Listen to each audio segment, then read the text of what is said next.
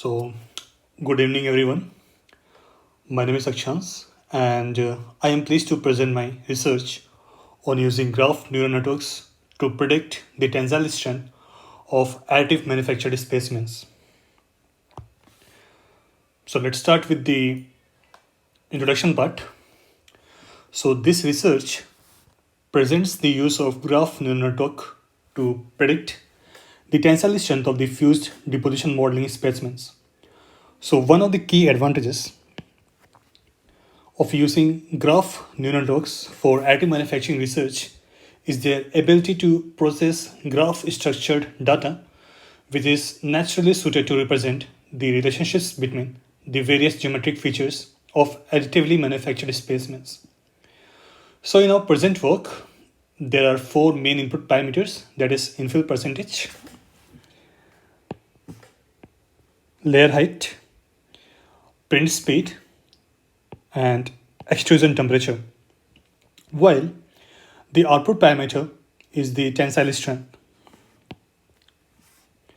So, this study includes the use of central composite design based response surface methodology to finalize the experimental layout.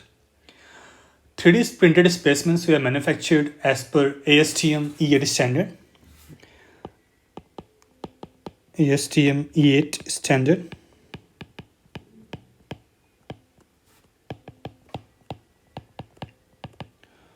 On FDM printer using polylactic acid as a filament. Microtensile tests were performed on the printed specimens as per ASTM E8 standard.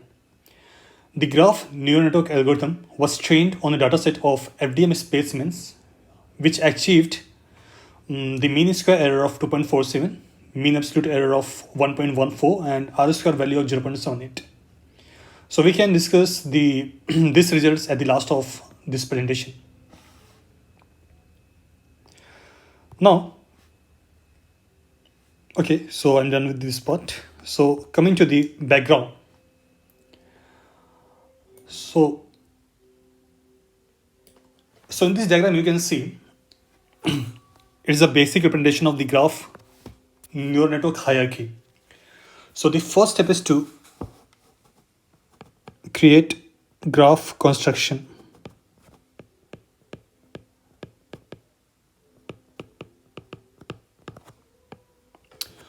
So first a graph is constructed to represent the relationships between the input parameters. So each input parameters we can see here. So these are the input parameters. Becomes a node in the graph, and edges between the nodes represent the interactions. So these are the edges. So it represents the interactions between these parameters, and in some cases an adjacency matrix is used to store the connection between the nodes. The second step is to initialize the node features.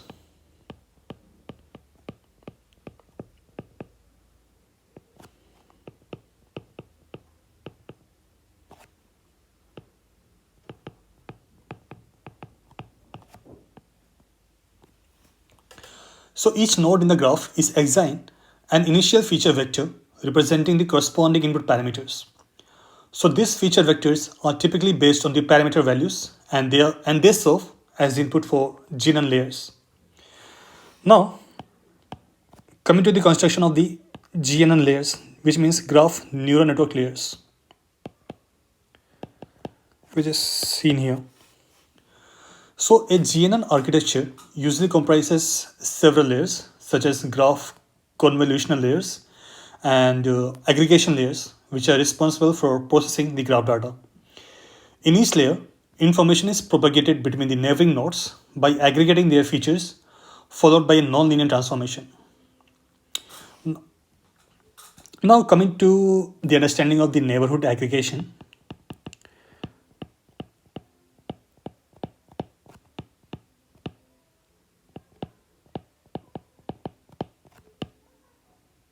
So let's understand this point. So the first step in each graph neural network layer is to aggregate the feature vectors of neighboring nodes for each node. So this aggregation can be done using various methods such as summation, averaging, or more complex functions like max pooling. So after that, um,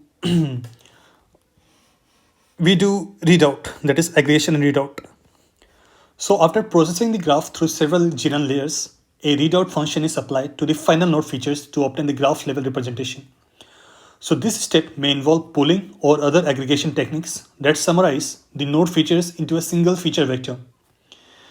And after that, we come to prediction stage. So the graph level feature vector obtained from the previous step is used as input for a fully connected neural network or a linear regression model which predicts the tensile strength of the additive manufactured specimen. The model is trained to minimize the difference between the predicted tensile strength and the ground truth using a loss function such as mean square error. Now after that we have other stages like training and optimization.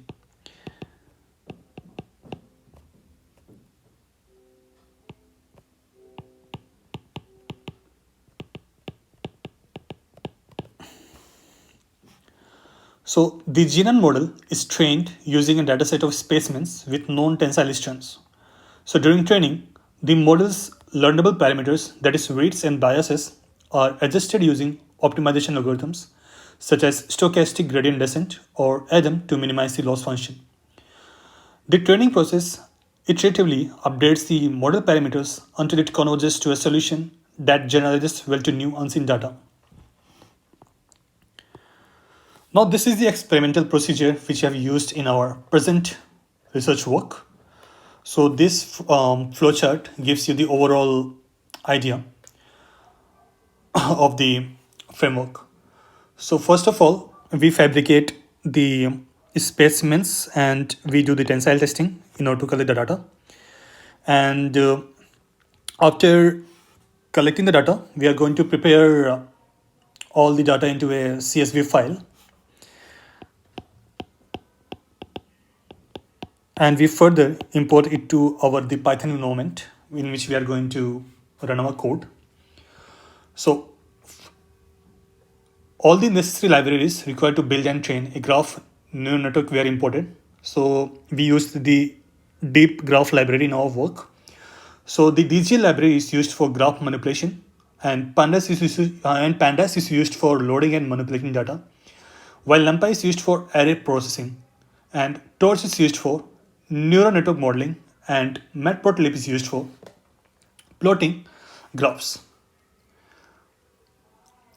The data which we have obtained from our experimental work is imported from the CSV file and is stored in a pandas data frame.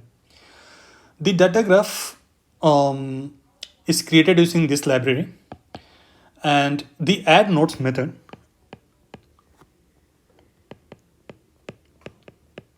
is used to add the number of nodes to the graph equal to the number of rows in the dataset.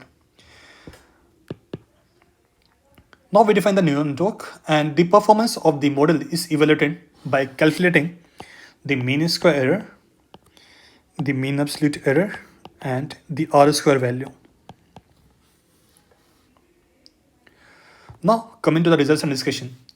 So the implementation of the graph neural network for tensile strength prediction consists of three main stages. That is data preparation,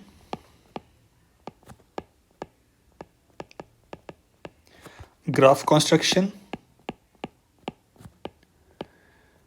which is followed by the neural network training.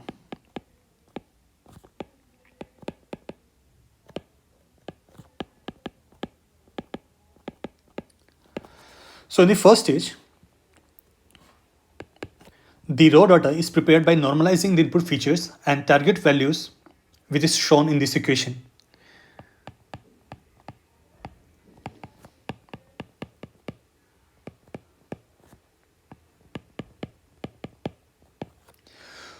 So here, X is the original input feature.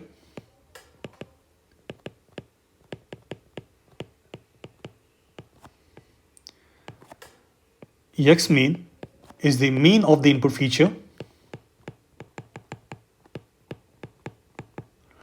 and this feature is the standard deviation of the input feature. standard deviation of the input feature.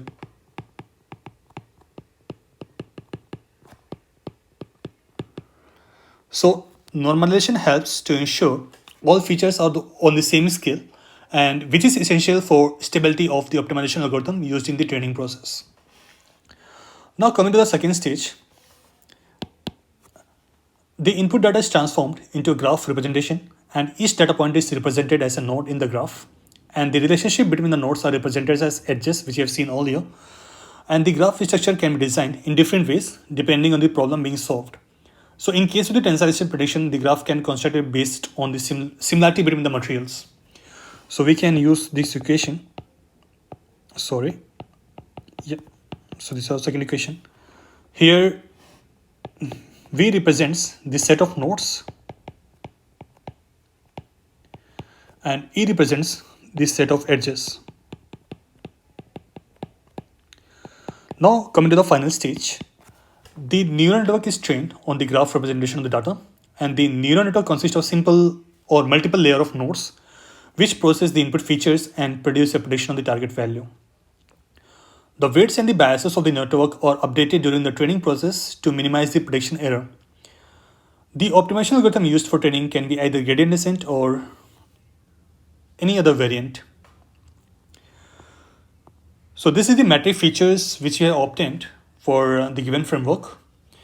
So we can see the result of the general model for the prediction tensile strength was evaluated using the R-square value, which measures the amount of variation in the target. So it measures the amount of variation in the target.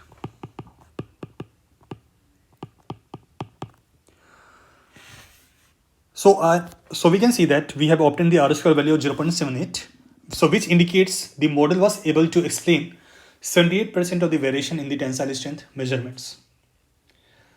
So the results obtained from the general model is considered to be a good indicator of the accuracy of the model. Now this is the plot of an adjacency matrix which shows the connections between the nodes in the graph.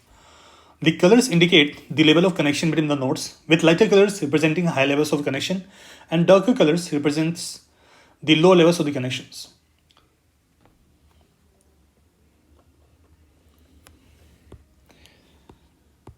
Now, coming to the conclusion part. So based on the results obtained from the use of graph neural network for the prediction of the tensile strength of an additive manufactured specimens, it can be concluded that graph neural network was able to provide a good prediction of the tensile strength. The mean square error of 2.47 and the mean absolute error of 1.14 indicate that the model was able to produce predictions which are relatively low error. So additionally, the R-square value of 0.78 indicates that the model was able to explain 78% of the variance of the tensile strength, which is a good result. And however, it should be also noted that there is always a room for the improvement and further optimization. One possible avenue for future work could be to incorporate additional information to the graph, such as material properties or the manufacturing process parameters, to see if this improves the prediction performance. Thank you.